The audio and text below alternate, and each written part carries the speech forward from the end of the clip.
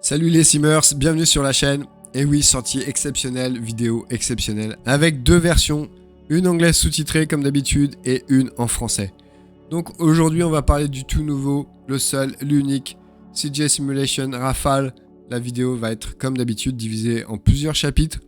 Et l'idée c'est de faire le plus court possible en vous donnant les éléments importants pour décider si la donne vaut le coup et si c'est fun de voler avec ce nouvel avion. Pour la petite histoire, le trailer que vous avez vu depuis mardi soir était en fait destiné à l'intro du test, mais comme elle était finie avec une belle faute que j'ai laissée dans le titre, allez-y, vous pouvez aller vérifier. Bref, comme elle était prête, je l'ai montré à CJ qui a adoré et du coup, voilà, on a fait le trailer d'annonce pour la date de sortie, mais je l'ai gardé ici parce que c'était le but à la base.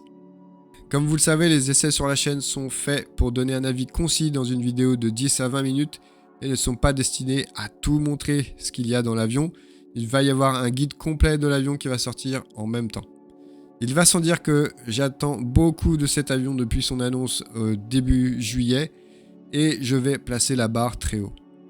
Évidemment, avant de commencer, je dois aussi préciser que je vole avec le Rafale de CJ Simulation depuis quelques mois en essai et que mon avis lors de ces tests est complètement biaisé, autant le dire tout de suite, puisque de toute façon, avant même de l'avoir dans Flight Simulator, c'était déjà mon avion préféré.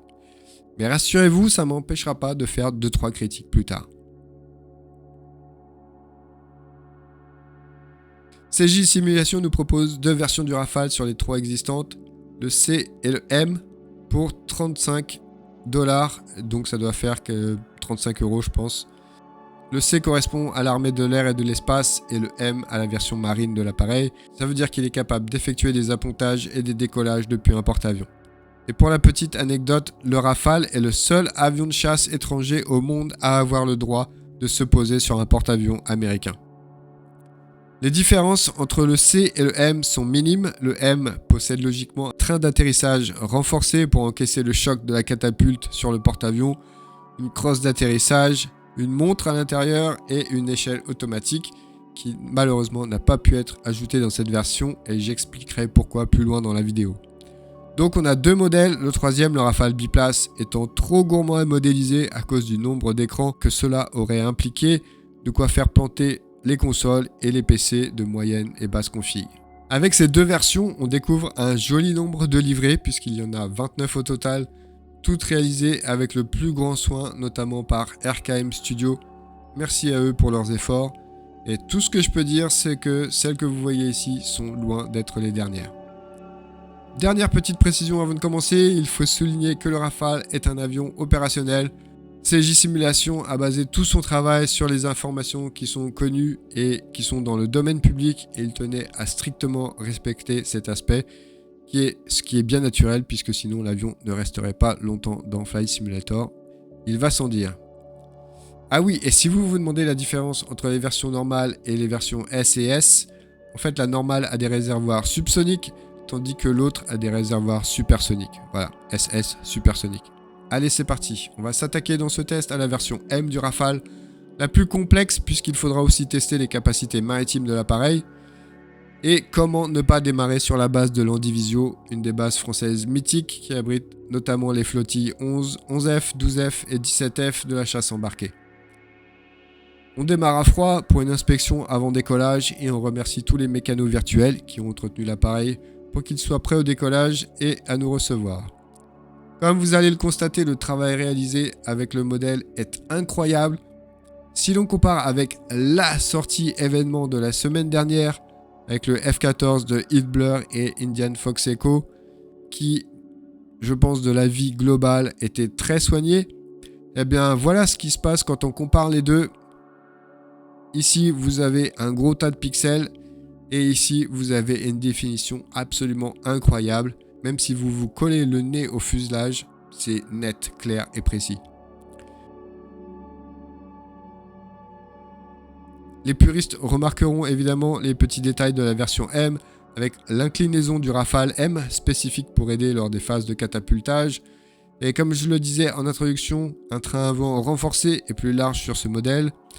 Concernant l'échelle automatisée du Rafale M, elle n'est pas pour le moment disponible et je ne sais pas si elle le sera un jour. Malgré mes demandes répétées, désolé CJ de t'avoir cassé les pieds avec ça, Le problème vient du fait que le pack est déjà au maximum de ce qu'il est possible de faire sur console et rajouter le moindre nouvel élément était impossible. Voilà, la qualité à son prix. Allez, on grimpe dans le cockpit. La première chose qui frappe dans le cockpit du Rafale, c'est sa simplicité et la prédominance de l'écran central. Comme j'ai eu la chance de voir le cockpit de très près cette année, je peux vous dire que le résultat est sensationnel. Comme pour l'extérieur, ici vous ne trouverez pas un seul défaut graphique. Les textures sont d'une qualité incroyable. On a l'impression qu'on pourrait presque toucher les matières tellement elles sont réalistes. Et même en zoomant au maximum, on n'a pas de gros tas de pixels. La qualité des écrans est elle aussi parfaite. Le HUD, tous les détails que vous trouvez dans le cockpit ne souffrent aucun reproche. Mon seul regret pour cette version M, pas trop pour la version C en fait, c'est qu'elle est un peu trop clean à mon goût. Surtout si l'on considère l'aspect extérieur de la version M qui est plus sale à cause de l'environnement marin. J'aurais aimé voir un peu plus de traces d'usure ici et là dans le cockpit, mais bon, c'est une question de goût.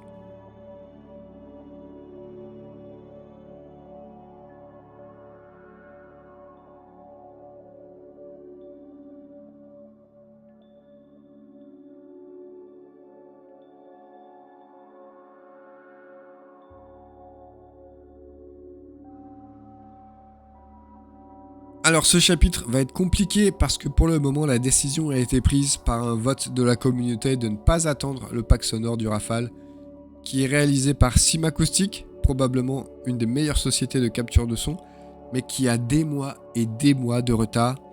Donc CJ a demandé à la communauté s'il devait encore repousser l'avion et attendre le pack sonore ou alors s'il fallait le sortir avec le pack de son du Typhoon. Et la décision retenue a été de sortir le Rafale avec le pack du Typhoon. Et une mise à jour arrivera probablement en janvier avec les véritables sons du Rafale. Donc pour le moment, je passe le chapitre son du Rafale. On connaît ceux du Typhoon. Ce sont les meilleurs dans Flight Simulator pour les avions de chasse. Donc bon, ça passe crème. Sur les animations, il n'y a pas grand chose à dire. Il n'y en a pas beaucoup non plus. C'est mon deuxième petit reproche. C'est la fermeture de la vitre du cockpit.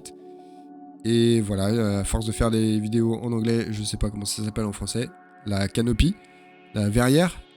Normalement, elle descend et elle s'enclenche dans les sécurités en coulissant à l'avant. Et là, ce n'est pas le cas. On peut noter également le FSO, l'optronique frontale, qui est animé via les menus du radar. C'est un petit détail sympa pour l'immersion.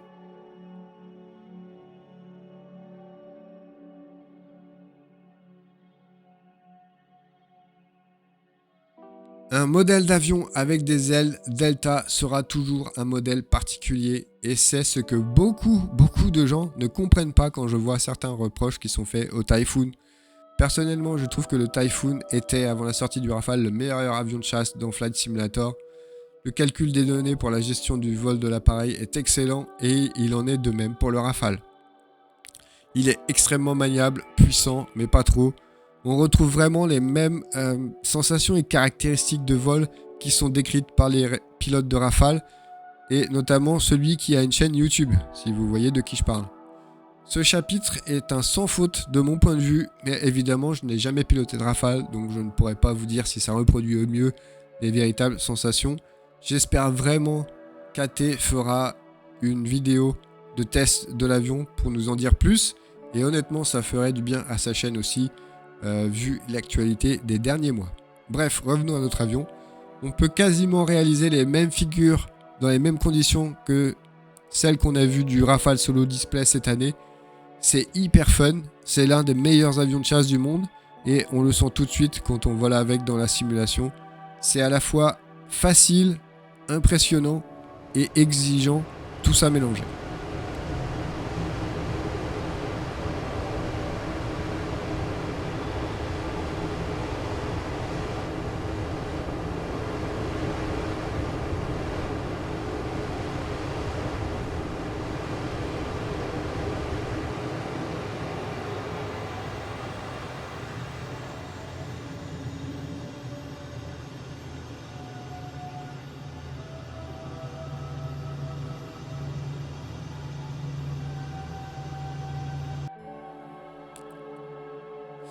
Je crois que c'est la partie la plus impressionnante de l'avion, puisque CJ Simulation a entièrement créé un système natif pour l'appareil en se basant sur les données disponibles, évidemment. Et il y a beaucoup de fonctions qui ne sont pas utilisables pour le moment, comme, alors comment on dit ça en français, le suivi de terrain. En fait, dans le Rafale, normalement, il y a un radar qui va faire en sorte que le Rafale suit les dénivelés du terrain, un truc comme ça. Donc bah ça n'existe pas encore dans Flight Simulator, donc l'option est là, mais ne marche pas. Et il y a d'autres fonctionnalités liées aux différents types de radars que possède le Rafale, qui sont présentes, mais qui sont juste là pour faire joli et pour l'immersion. L'écran central, la pièce maîtresse du cockpit, est magnifique et propose un joli panel d'options. Ah oui, je n'ai pas précisé, mais vous pouvez aussi customiser tous les écrans selon vos goûts via un menu, et ça sera pour l'autre vidéo. Bien que les systèmes soient relativement complexes, comme dans tous les avions de chasse, l'interface utilisateur des écrans est extrêmement bien pensée, ce qui rend l'avion super facile à appréhender, et c'est pas toujours le cas dans les autres.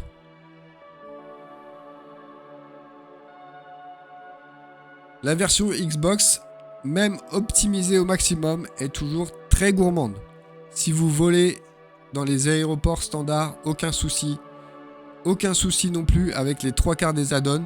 Là, j'ai testé sur l'aéroport international de Belfast par Paerig. Moi, les noms en français, je suis désolé, je sais pas. Hein. Et j'ai juste eu un tout petit ralentissement. Par contre, sur les très gros add-ons, dans les très grosses régions, comme à Los Angeles, mais là, c'est pas une spécificité du Rafale en fait, c'est un problème juste de Flight Simulator. Donc tous les avions qui poussent la console au maximum, comme le 737 ou même le Dreamliner, qui est par défaut dans la simulation. Et il y en a beaucoup d'autres, on va pas faire toute la liste, mais si vous voulez partir de ces gros aéroports, il y a aussi Midlands par exemple, il y a une chance sur deux que ça finisse en crash, hein, malheureusement. Le côté positif des avions militaires, c'est qu'on ne décolle pas des gros aéroports civils. Donc, si vous gardez ça en tête, vous devriez être tranquille.